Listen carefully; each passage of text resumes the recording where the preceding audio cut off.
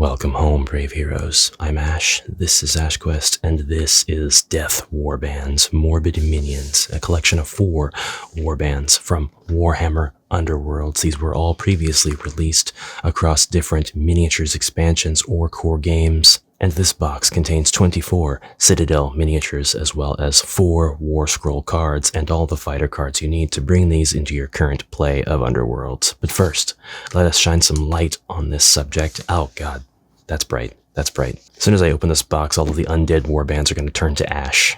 And not like me, but like they'll become soot. Introducing my very special guest today, Turney McTableton. You may recognize him from such hits as Turn the Beat Around and You Spin Me Right Round. I remember when mascots had an ounce of personality. And I would show you the bottom of this box, but I've already assembled the miniatures, so into the box we go. God, I wish they came with a built-in storage solution. Why do you think that Games Workshop is allergic to storage of any kind ever? You get the Age of Sigmar starter set, beginner set, specifically named beginner set, and it just comes with the flash of genius. Did that guy just immediately get fired for being too smart? Or did Feldar Foam send out a couple of agents to take him out? This is everything in the box. The MSRP is probably $100, but you shouldn't have to pay that anywhere. I've seen this range from $85 to like $86.70, and if you can get it for even $5 cheaper, well, that's probably a pretty good deal, as that sort of discount is rare with these boxes. Cheaper than that, and I would advise snatching it up, especially if you're like me and you were just trying to get your hands on everything Warband. Everything Underworlds. First up, Thorns of the Briar Queen. Bien Shyish, Mortal's Whisper of the Briar Queen who besieged Shadespire. It's Shadespire, Ash. You've only heard the word 1,800 times. Although imprisoned for centuries, her spirit endured. Now this malign banshee brings terror to the realms alongside her major domo Varklav the Cruel and a procession of tortured criminal souls. Geists known only as the Ever-Hanged, the Exhumed, the Uncrowned, the Iron Wretch, and the Silenced. Personal report, these were easily some of my least favorite minis to put together ever. We had so few anchor points upon which to put our fingers to apply the force needed, and in some cases plenty of force was needed to push the pegs into the base holes and so on. Yeah, I really can't stand when Games Workshop does that.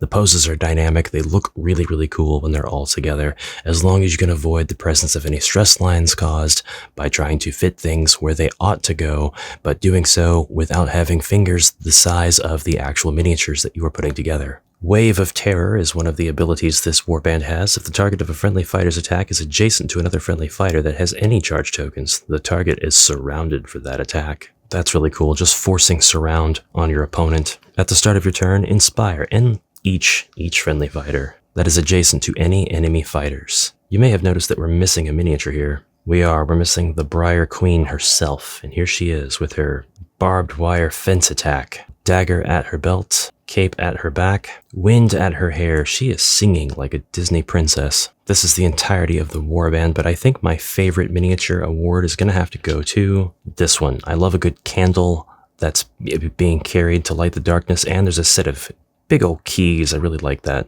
Really like those details. I also like the prisoner mask this one seems to be carrying, and the sword that is hanging from probably just the barest strip of flesh or bone that is really just a wraith and ethereal to begin with. This is my favorite sculpt out of this warband. By the way, out of the 25 miniatures available in this box, only 5 of them have bases that are beyond the 28mm standard, which means you have 20 miniatures in this box that you could easily fit onto any game system that uses an inch standard hex grid, even a dungeon crawler, where heroes must go on a quest. So for that reason alone, it is very good value. Well, it's not a good value whatsoever at all when you compare it to like the Age of Sigmar beginner set. But you do have to keep in mind that that's just a handful of Stormcast Eternals and a bunch of rats, which is still really cool. I mean, that's a great value. Having a bunch of rats that all have the 28mm base standard, that's awesome. It's time to take a look at the next warband, the Sons of Velmorn. When darkness threatened his Gurish city kingdom, King Morlac Velmorn sought an ancient artifact, the Tyrant's Crown. Alas, it was to curse him and his progeny. Now fleshless wights, King Velmorn commands his sons, Marshal Falk, Helmar the Hewer, and the scorned Thane, fourth and last. Sir Jedron Falseborn may be illegitimate, but he remains a hulking Goliath. The crown really said, water before blood. After a friendly fighter's successful attack, inspire the attacker and each friendly fighter adjacent to the target. The cursed crown King Velmorn wears grants him great control over his full-blooded sons. Use this immediately after your leader uses a core ability, and give that fighter a command token. While your leader has any command tokens, each time you make an attack, roll for a friendly grave guard. Your leader is treated as being adjacent to the target. Remove all command tokens at the end of each battle round. I'm kind of wondering if at this point they were getting a bit lost in the sauce. I know there's only so far you can go before you have to start applying things like tokens, but it just feels like a Magic the Gathering move all over again. We have in this box Morlack, Jedron, Thane, Helmar, he's a really cool sculpt, and Falk, as well as Grisla, Kretch, Pudrig, Cedric, the Karnskire, and Varklav, as well as the Ever-Hanged, the Iron Wretch, the Exhumed, the Silenced, the Uncrowned, and the Briar Queen herself. We also get Daintalos, Markov, Vlash, Ion, Coil, Bolt, and Regulus. I just realized my fingers were covering up the stats, so if you needed to see those, I'd apologize. I'm not going to go back over him. But don't die mad about it, or you could end up like these guys. This is Sir Jedron Falseborn. He might be my favorite out of the sculpts, but King Morlack is pretty awesome himself. This guy really sucked to put together, by the way. I really had to twist some things into place, and even then, the head actually started to come off, and I had to use glue to put it back on. Then I had to use glue to put the first part, the chest plate, I think, on, because whenever I would push the back piece on, it would push the head and the front piece out of the way, and they were supposed to snap or clip together.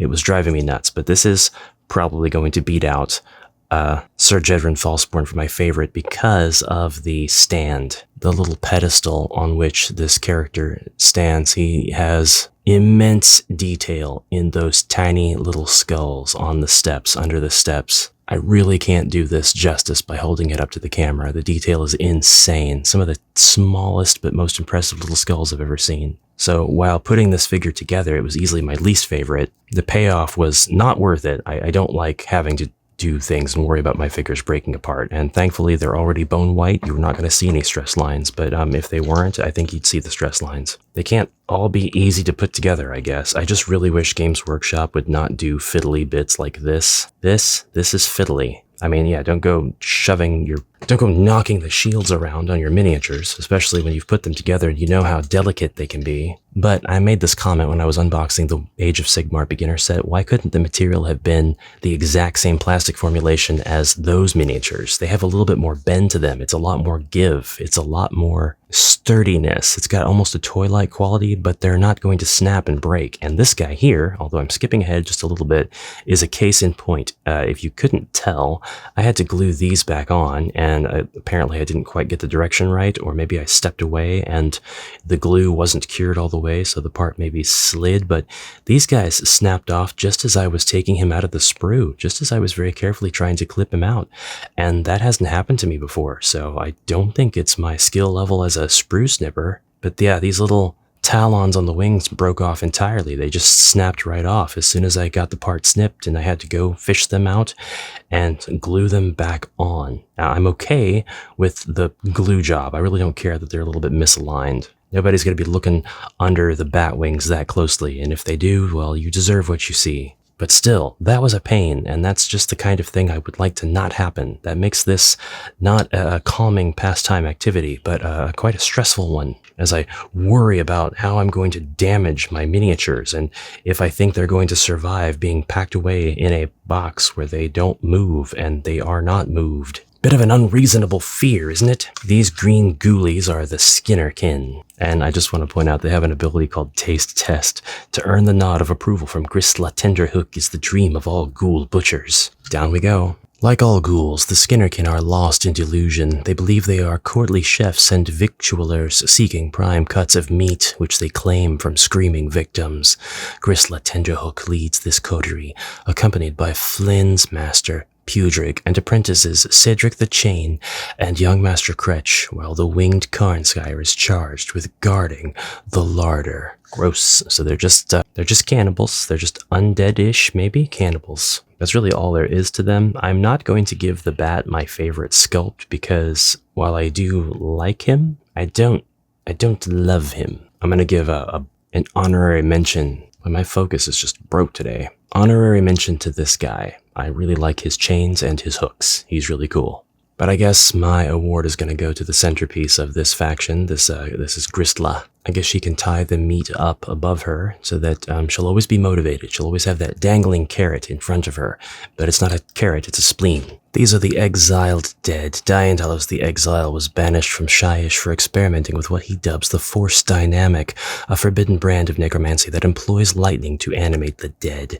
Accompanied by his aide, Prentice Markov, and the eager zombie Regulus, he commands a pack of so-called Arcwalkers, Bolt, Coil, Ion, and Vlash, zombies implanted with arcane coils. So these are the zombies your mom warned you about. Actually, this is very Frankenstein-esque. These guys had really quite a nice presentation, and they were very easy to put together, as all of the warbands that are high in number tend to be, because when you only have spots for enough armies to take up 2 small sections of one sprue for any given particular warband, the fewer pieces you have to put on the board, the more pieces they're going to be made up of. And conversely, the more people you have, the fewer pieces are going to make them up. So yeah, some of these were just like 1 or 2 pieces that got put together and then put onto the base. I said 1 or 2. I think they were all just 2 and then base. Except for probably obviously the centerpiece of this, who is Diantalos. He was not my favorite. He's not my favorite sculpt. He's just a gaunt sorcerer, basically.